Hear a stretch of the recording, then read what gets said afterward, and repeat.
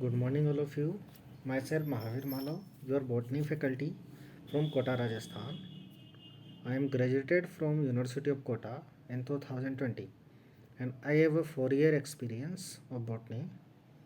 Today we are going to discuss about our content plant of botany for NEET UG. तो आइए साथियों, आज हम बात करते हैं कि अपना जो नीट यूजी के लिए बॉटनी का जो कंटेंट प्लान रहेगा उसके अंदर अपना सिलेबस क्या क्या रहेगा, किन किन पॉइंट की अपने को स्टडी करनी है, जो पॉइंट अपने को डिस्कस करने हैं उनको एक बार शॉर्ट में अपन देख लेते हैं। जब अपनी क्लासें कंटिन्यू रहा करेगी तो अपन एक एक पॉइंट के बारे में डिटेल में स्टडी किया करेंगे। तो अभी अपन नॉर्मल पढ़ लेते हैं एक बार कि इस पॉइंट के अंदर हमें क्या क्या डिस्कस करना है, और दूसरी बात ये अपने कौन से क्लास के सिलेबस से पॉइंट है, 11th से हैं या 12th से हैं, अकॉर्डिंग टू NCERT अपन पढ़ा करेंगे। तो आइए स्टार्ट करते हैं अपन। सबसे पहले देखिएगा अपना जो सबसे पहला चैप्टर रहेगा 11th का चैप्टर फर्स्ट ही है, आप पढ़कर आए होंगे, द लिविंग वर्ड। ये 11th से ही है। कौन से कहाँ से आपके 11th के सिलेबस से हैं द लिविंग वर्ड, और ये आपने अच्छे से पढ़ा होगा। दूसरा अपना जो टॉपिक रहेगा वो है अपना बायोलॉजिकल क्लासिफिकेशन, और बायोलॉजिकल क्लासिफिकेशन ये भी अपना बॉटनी का है, और कौन सी क्लास से है, 11th क्लास। बायोलॉजिकल क्लासिफिकेशन के अंदर आप 11th में 2 चैप्टर पढ़कर आए हैं। एक आपने प्लांट का क्लासिफिकेशन पढ़ा था और दूसरा अपन ने एनिमल का क्लासिफिकेशन। प्लांट के अंदर आप जैसे ब्रायोफाइट, टेरिडोफाइट्स, जिम्नो, एंजियो इस तरीके से पढ़ते हैं। वहीं अगर एनिमल की बात करें तो एनिमल के अंदर हम फाइलम पढ़ते हैं, और फाइलम के अंदर जैसे सिलेंट्रेटा है ना, प्रोटोजोआ, पोरीफेरा, सिलेंट्रेटा, टीनोफोरा, इस तरीके से अपन बात किया करते हैं। फिर कोडेटा तक, टिल कोडेटा तक अपन उनकी स्टडी करते हैं। अगला पॉइंट अपना रहेगा यूनिट नंबर 3 है अपनी, रिप्रोडक्शन इन ऑर्गेनिज्म। अब इनके अंदर दोनों तरह के ऑर्गेनिज्म के अंदर अपने को रिप्रोडक्शन पढ़ना है, यानी यूनिसेलुलर के अंदर किस तरीके से रिप्रोडक्शन होता है, मल्टी सेलुलर के अंदर कैसे हैं, एसेक्सुअल रिप्रोडक्शन क्या होगा, सेक्सुअल रिप्रोडक्शन क्या है, एंड वेजिटेटिव रिप्रोडक्शन क्या है। ठीक। अगला पॉइंट अपना रहेगा प्लांट किंगडम। इस प्लांट किंगडम के अंदर अपन प्लांट की डाइवर्सिटी के बारे में स्टडी करते हैं, जिसके अंदर सबसे पहले अपन प्रोकैरियोट्स, फिर यूकैरियोट्स, और प्रोकैरियोट्स में सबसे पहले अपन बैक्टीरिया, ब्लू ग्रीन एल्गी इस तरीके से पढ़ते हुए algae, fungi, bryo, pterido, gymno ये सारे पढ़ा करेंगे। अगला है sexual reproduction in flowering plant. अब flowering plant that is gymnosperm and angiosperm.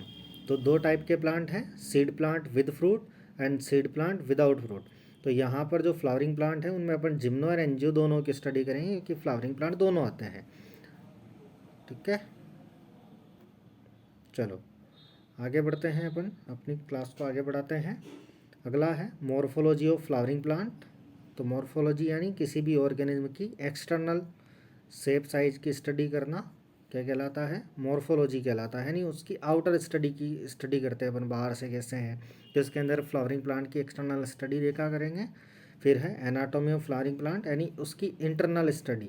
Internal study में जैसे जाइलम के कंपोनेंट्स, फ्लोएम के कंपोनेंट्स, बाकी सब डिस्कस अपन वहाँ करेंगे कि जाइलम कितने, जैसे जाइलम के अंदर टर्किड्स होती है, वेजल्स है, पेरेनकाइमा है, इस तरीके से वहाँ पर डिस्कस करेंगे।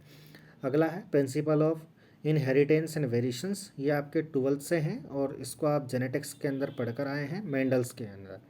फिर अगला है मॉलिक्यूलर बायोलॉजी। अच्छा, इसमें जो इनहेरिटेंस पढ़ेंगे मेंडल्स के एक्सपेरिमेंट्स में, तो वहाँ पर आपने law of dominance, law of segregation, ये सारी चीज़ें अपन डिस्कस करेंगे। इनकम्प्लीट डोमिनेंस क्या होता है, को डोमिनेंस क्या है, उनको अपन डिटेल में पढ़ेंगे। अगला है अपना मोलिकुलर बेसिस ऑफ इनहेरिटेंस, यानी मोलिक्यूल के बेसिस पे, यानी सेल बायोलॉजी के बेसिस पे इनहेरिटेंस क्या है, यानी साइटोप्लाज्मिक इनहेरिटेंस क्या होती है ना, वो 12th का पॉइंट वो भी डिस्कस करेंगे। अगला है the unit of life that is cell.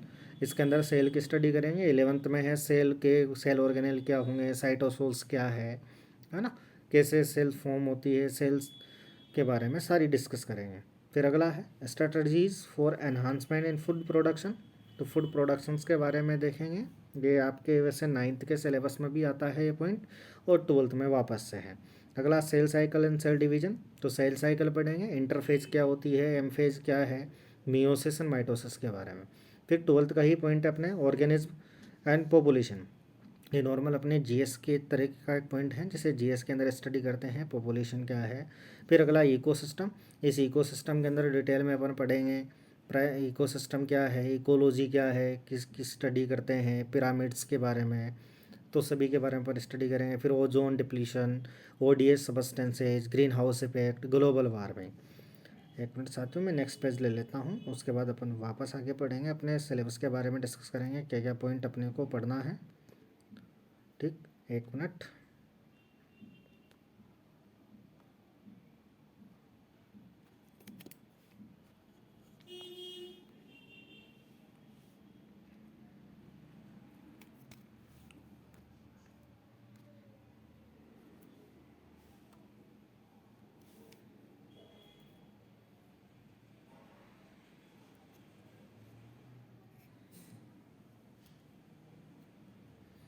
चलिए एक मिनट, मैं इसको इरेज कर दूँ, फिर अपन आगे डिस्कस करेंगे क्या क्या पढ़ना है।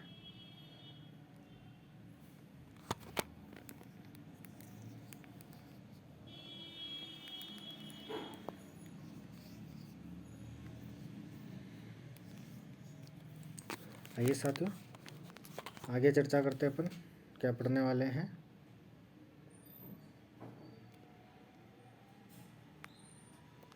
चलो, फिर अगला पॉइंट रहेगा अपना strategies for enhancement in food production, तो ये भी डिस्कस करेंगे। 12th का पॉइंट है अपने फूड प्रोडक्शन। फिर cell cycle and cell division, वापस रिपीट हो गया ये।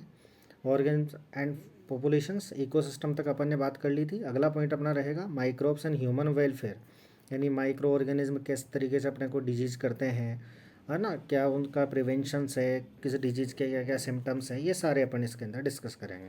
फिर biodiversity and conservation, wild life centuries क्या होगी, उन सब के बारे में अपन यहाँ पर स्टडी करते हुए चलेंगे वन बाय वन। तो ठीक, अगला पॉइंट अपना रहेगा एनवायरमेंटल इश्यूज, जो अपन पहले एनवायरमेंट के अंदर वापस डिस्कस कर चुके हैं, दोबारा उनको वापस पढ़ लेंगे। Global warming, green house effect क्या होते हैं। फिर ट्रांसपोर्ट इन प्लांट, इसके अंदर अपन जाइलम एंड फ्लोएम दोनों के थ्रू ट्रांसपोर्टेशन समझा करेंगे, किस तरीके से ट्रांसपोर्टेशन इसके अंदर होता है, उनके अपन डिटेल में स्टडी करेंगे। ठीक, फिर अगला पॉइंट रहेगा अपना मिनरल न्यूट्रिशन, कौन कौन से माइक्रो एलिमेंट्स, मैक्रो एलिमेंट्स क्या होते हैं, प्लांट उनको कैसे यूटिलाइज करते हैं, किस एलिमेंट की वजह से कौन सी डिजीज़ होती है, ये भी अपन डिस्कस करेंगे। और बड़ा इंटरेस्टिंग पॉइंट है अगला अपना 11th क्लास से है, फोटोसिंथेसिस हायर प्लांट। इसके अंदर अपन C3 cycle, C4 cycle, light enhancing components क्या होते हैं, LHC, है ना, C4 साइकिल, क्रेसुलेशन, एसिड मेटाबॉलिज्म, ये सब किस तरीके से चलती है, इन सब की अपन कंप्लीट स्टडी करेंगे। रेस्पिरेशन इन प्लांट, इसके अंदर Krebs cycles, electron transport system, glycolysis क्या होता है, किसमें कितने ATP बनते हैं, उन सब की डिटेल स्टडी करेंगे। फिर प्लांट ग्रोथ एंड डेवलपमेंट, इसके अंदर अपन PGR, plant growth hormones, oxygen, gibberellin, cytokinin, किसके क्या यूज़ है, किसकी वजह से कौन सी डिजीज़ होती है, किसकी डिस्कवरी कैसे हुई, प्रीकर्सर्स क्या है, इनके अपन डिस्कस करें। ठीक है साथियों, आज अपन इतना ही रखते हैं, ये अपना कंटेंट प्लान था। अगर अपनी क्लास आगे कंटिन्यू होती है तो अपन इसके बारे में डिस्कस करते रहेंगे, फिर एक एक वन बाय वन पॉइंट पढ़ेंगे। ठीक, थैंक यू।